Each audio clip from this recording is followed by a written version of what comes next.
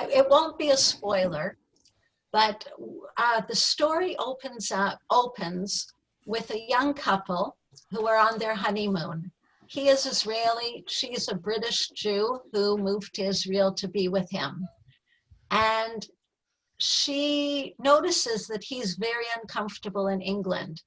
And we find out that his father, although the youngster, Gal-Ed, doesn't really understand why, that his father always hated anything to do with the British, hated anything to do with the English language. And all the son, Gal-Ed, knew was that his father's friend, who was a Holocaust survivor, was murdered on board the Exodus. And then things happen. It turns out that the father, whose memories have haunted him for many, many years and ruined his marriage and his relationship with his son, is really trying to get over it. The play opens 20 years after the incident. But something happens that brings this to the fore. And that is one of the things that the play deals with. The major conflict. How is he going to react? How is the father, Yehuda, going to react now that his relationship with his son is improving? How is he going to react when he's confronted head on? Within the young couple and within the father and the son, and yeah, it's kind of spirals into, you got to see the play. Okay. What happened was a number of years ago, quite a few years ago, a friend of mine loaned me her high school history book. It was a book written in Hebrew that that at that time they used in her high school. And it was about the years before the state was established. And on one page, it described what happened on the Exodus. And I was shocked because I had read Leon Uris's book, I saw the movie with Paul Newman, and I assumed that that was the truth. But over the years, gradually, these characters emerged, and they basically helped write the play. It is totally historically accurate, except for one thing.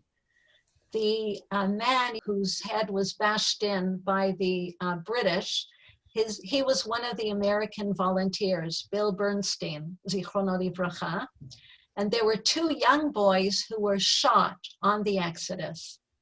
In the play, I changed the identity of the man whose head was bashed in from Bill Bernstein, an American, to an older Holocaust survivor.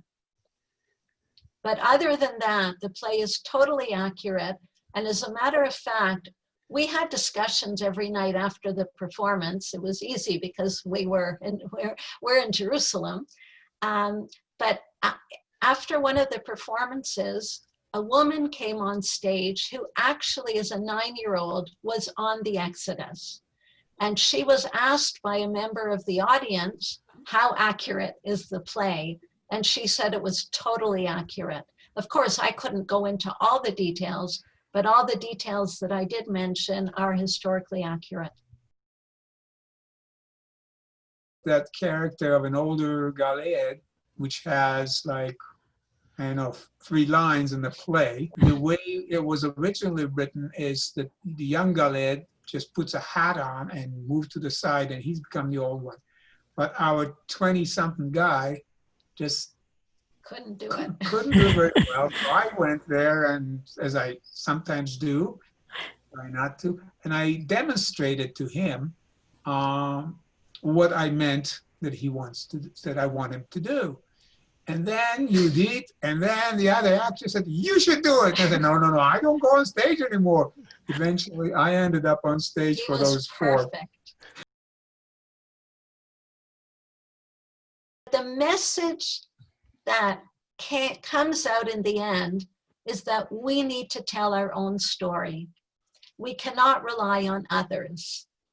And there's a lot of Jewish history that has gone missing, has been suppressed. One of the things that I did a lot of in Toronto was Israel advocacy.